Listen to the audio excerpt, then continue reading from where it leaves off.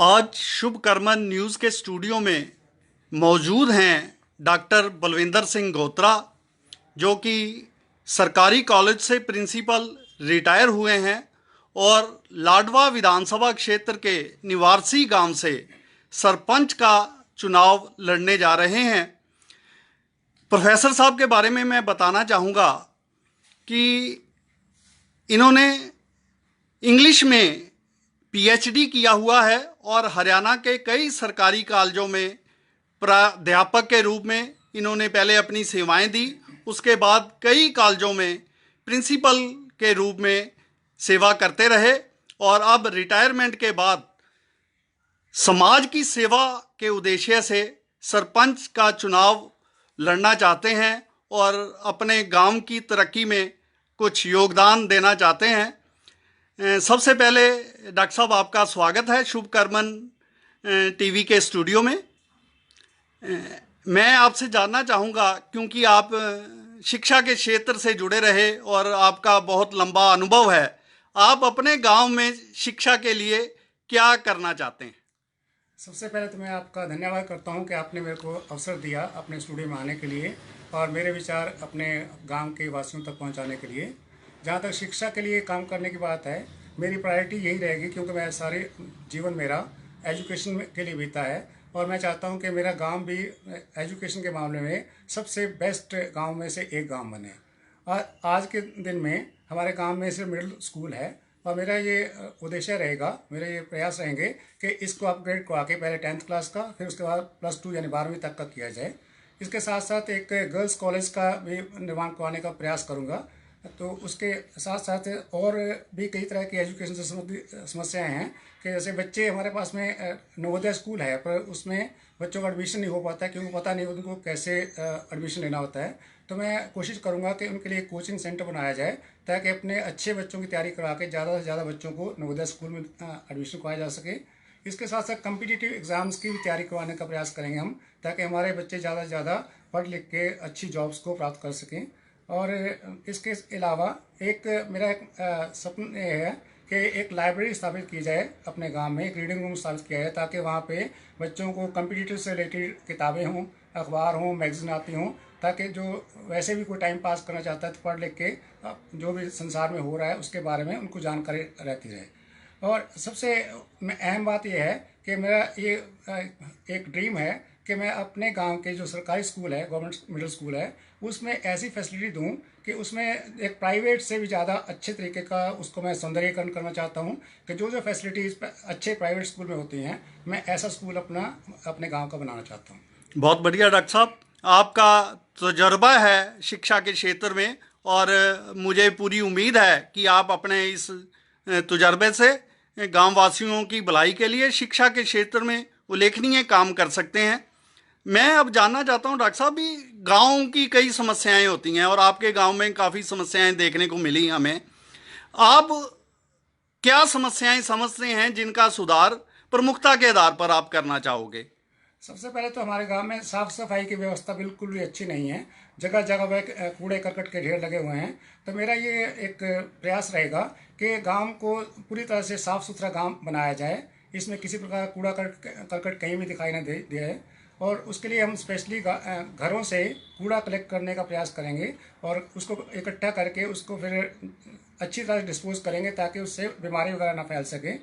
और जहाँ तक सौंदर्यीकरण की बात है, मेरा प्रयास रहेगा कि मैं हर गांव की हर गली में अच्छे अच्छे फूलों वाले या छाया वाले पेड़ लगाऊं ताकि हमारा गांव पर्यावरण के लिहाज से सबसे बेस्ट गांवों में से एक बन सके। और इसके अलावा हमारे पार्क है एक, पर पार्क की मेंटेनेंस नहीं है। उस पार्क को भी मैं एक बहुत अच्छे एक आदर्श पार्क के रूप में स्थापित करना चाहता हूँ ताकि वहाँ पर सभी ग्रामवासी अपने खाली समय में अपना मनोरंजन कर जा सके, बच्चे वहाँ पर खेल सके। इस प्रकार के पार्क का मेरा निर्माण करवाने का एक प्रयास रहेगा। गांव के जोहड़ की समस्या बहुत बड़ी है, उसका निकासी का पानी नहीं है और वहाँ पे पहुँचने का जो नालियाँ हैं वो भी सही नहीं बनी हुई। तो मेरा प्रयास रहेगा कि सभी इनको दुरुस्त करके गांव को के जोहड़ की खुदाई करवा के उसको इतना गहरा किया जाए कि ताकि उसका पानी अंदर उसी में एब्जॉर्ब हो जाए, ताकि गांव का जो वाटर लेवल है उसमें वो भी ऊपर आ सके और गांव की सफाई जो पानी है उसका भी अच्छी तरह से निष्कासन हो पाए। इसके अलावा मेरे एक तो और भी विचार रहेंगे कि मैं चाहता हूं कि अपने गांव में एक स्पोर्ट्स स्टेडियम बनाया जाए, ताकि बच्चों के वहाँ पे खेलने कूदने का, हमारे बच्चे अच्छे हृष्ट पुष्ट हैं परंतु उनके पास कोई अवसर नहीं, कोई खेलने की व्यवस्था नहीं है। और स्टेडियम के अलावा जो बच्चे जैसे क्रिकेट खेलना चाहते हैं, जो भी स्पोर्ट्स खेलना चाहते हैं, उनको मैं स्पोर्ट्स किट देने का प्रयास करूँगा, ताकि बच्चे अपने अपने जो उनमें टैलेंट होगा उसको निखार सकें। और हमारे गांव में जिम है पर जिम में फैसिलिटी अच्छी नहीं है, तो उन फैसिलिटीज़ को मैं अच्छी जिम बना के, और प्रयास मेरा ये रहेगा कि लेडीज़ के लिए भी अलग से एक जिम बनाए, जेंट्स के लिए अलग बनाए, ताकि लेडीज़ भी अपने स्वास्थ्य का वो देखभाल कर सकें। और इससे सबसे बड़ी बात मैं सोचता हूँ, हमारे गांव में समस्या है वो नशे की है। ज़्यादातर जो यूथ हैं, ज़्यादातर तो नहीं, काफ़ी गिनती में यूथ जो हैं वो नशों का शिकार हो चुके हैं। तो उनको मैं नशों से मुक्त कराने का जो भी एक साइंटिफिक तरीका होता है, प्रोफेशनल तरीका होता है, उससे मैं मुक्त कराने का प्रयास करूँगा जी। डॉक्टर साहब, बहुत बढ़िया। आपके विचार जो हैं भी युवाओं को नशे से रोकना और उनको ऐसी चीज़ों की ओर उनको लेके जाना जिनसे उनका जो स्वास्थ्य है वो अच्छा रह सके। मैं जानना चाहूँगा कि आपके गांव में स्वास्थ्य सेवाओं की क्या स्थिति है, किस तरह की सुविधाएं अभी मिल रही हैं, या आप किस तरह की स्वास्थ्य सुविधा जो है वो गाँव वासियों को दिलवाना चाहते हैं? हाँ, ये भी एक बहुत बड़ी समस्या में से एक समस्या ये भी है कि हमारे गांव में कोई डिस्पेंसरी नहीं है। तो मेरा प्रयास रहेगा कि मैं अपने गांव में एक सरकारी डिस्पेंसरी को ला सकूं, और इसी प्रकार से पशुओं की इलाज के लिए भी कोई व्यवस्था नहीं है। तो मेरा प्रयास रहेगा कि यहाँ पे एक वेटरनरी हॉस्पिटल बनवाया जाए, जहाँ पे कि जो किसान है अपने पशुओं का वहाँ पे देखभाल कर सकें, इलाज करवा सकें। और इसके अलावा भी बहुत सारी समस्याएं, हेल्थ के अलावा भी बहुत सारी समस्याएं हैं कि जैसे कि लोगों के जो राशन कार्ड हैं, जिनके पीले कार्ड बनने हैं, गुलाबी कार्ड बनने हैं, दूसरे कार्ड बनने हैं, किसी के बने नहीं हैं, उनकी काफ़ी शिकायतें हैं कि जो बिल्कुल गरीब तबके के लोग हैं उनको राशन कार्ड नहीं बने। मैं कोशिश करूंगा कि उनको प्रायोरिटी बेस पे जो भी मेरे प्रयास हो पाएंगे मेरे से, मैं पूरे भरसक प्रयास करके उनको राशन कार्ड बनवाऊँगा। और इसी प्रकार से गाँव के बहुत से गरीब लोग हैं जिनके पास रहने के लिए जगह नहीं है, तो उनको जो सरकारी पंचायती ज़मीन है उसमें से उनको प्लॉट का आवंटन करके और गवर्नमेंट से ग्रांट दिलवाने का प्रयास करूंगा, ताकि वो अच्छे तरीके से वहाँ पे अपना गुजर बसर कर सकें। तो इस प्रकार से मेरे कुछ प्रयास रहेंगे। डॉक्टर साहब, आजकल जो सरकारी सुविधाएं हैं वो ज़्यादातर ऑनलाइन हो चुकी हैं, और देखने में आता है कि गांव वाले जो है ऑनलाइन सुविधाओं का फ़ायदा नहीं उठा पाते। इस संबंध में आपकी कोई रूपरेखा आपने बनाई हो भी, आप कैसे लोगों को सुविधाएं उपलब्ध करवाएंगे? आजकल परिवार पहचान पत्र हैं, आयुष्मान कार्ड हैं, ये सब ऑनलाइन बनते हैं। जी, ये आपने बहुत अच्छा प्रश्न पूछा। मेरा एक प्रयास ये रहेगा कि मैं गांव के अंदर एक पंचायत ऑफिस बनाऊं जहां पे कंप्यूटर स्थापित हों, और वहां पे यही प्रयास करूंगा कि कोई ऐसा कंप्यूटर से जो जिसको नॉलेज हो, ऑपरेटर रखा जाए, जो कि वहीं पे बैठे बैठाए जो भी जिसको फैसिलिटी अवेलेबल करवानी है, वहीं पंचायत घर के अंदर ही सबको जो भी आपने बताया ऑनलाइन जो आजकल की स्कीमें हैं या आने वाली जो स्कीमें हैं उनके प्रति लोगों को जागरूक भी किया जा सके, और साथ साथ उनके जो भी फैसिलिटी लेनी है उसके लिए अप्लाई करवाना है, उनको वहीं पे रह के शहर ना जाना पड़े या कहीं और ना जाना पड़े, उनको एक बहुत ट्रांसपेरेंट तरीके से, स्पष्ट तरीके से उनको समझा के उनसे साथ के साथ उनकी जो फैसिलिटी को दिलाया जा सके।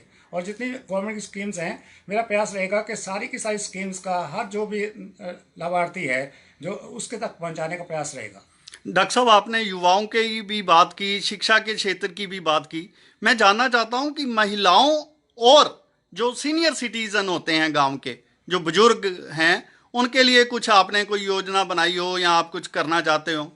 हाँ, तो महिलाओं के बारे में, महिलाओं की हेल्थ की समस्या बहुत रहती है। ज़्यादातर महिलाएं जो है, खासतौर लड़कियां जो हैं, उनमें अनीमिया यानी खून की कमी की शिकायत पाई जाती है। तो उसका जो भी खुराक होती है, जो भी इलाज होता है, वो कराने का प्रयास करेंगे। इसी प्रकार से जो गांव में जो पर्सनल हेल्थ है, पर्सनल हाइजीन है, उसके बारे में लेडीज़ को ज़्यादा नॉलेज नहीं है। तो मैं कोशिश करूंगा कि यहाँ पे लेडीज़ डॉक्टर को बुला के उनको एजुकेट किया जाए कि किस प्रकार से वो अपनी व्यक्तिगत साफ सफाई का ध्यान रखें, और जो भी सैनिटरी पैड्स वगैरह होते हैं उनकी उपलब्धता प्रयास करूँगा कि वो सरलता से लोगों को मिल सकें, और सस्ते दामों में मिल सके, ऐसा मेरा प्रयास रहेगा। ऐसे ही सीनियर सिटीजन के लिए बुढ़ापा पेंशन अगर जी जी जी, उसके बारे में मैं बताने जा रहा था कि सीनियर सिटीजन जितने भी, बहुत सारे मेरे पास लोग अभी भी आ रहे हैं जो कि 60 साल से ऊपर हो चुके हैं, परंतु उनके अभी तक वो पेंशन नहीं लगी है। इसी प्रकार से कई दूसरी तरह की पेंशन है। तो सारी तरह की पेंशन जो जो जिसकी पेंशन बनती होगी उसको दिलवाने का मैं भरसक प्रयास करूँगा। और इसके अलावा एक तरह क्लब या एक बैठने की जगह उनके लिए, बुजुर्ग लोगों के लिए, जहाँ पे वो अपना खाली समय सारे बुजुर्ग बैठ के अपना बातचीत कर सकें या अपनी समस्याओं को शेयर कर सकें, और इस प्रकार के वो प्रयास करेंगे। डॉक्टर साहब, आपने बड़े अच्छे ढंग से बताया कि आप अपने गांव की तरक्की के लिए क्या योजना बनाकर रखे हुए हैं और कैसे इसे अमली जामा पहनाना चाहते हैं। हमें बड़ी खुशी हुई कि आप जैसे पढ़े लिखे और काबिल आदमी सरपंच पद के चुनाव में उतरे हैं और इसका फ़ायदा आपके गांववासी ज़रूर उठाना चाहेंगे। इसी के साथ मैं शुभकर्मन टीवी की ओर से आपका धन्यवाद करता हूं। आपका भी बहुत बहुत धन्यवाद, आपने मुझे अवसर दिया।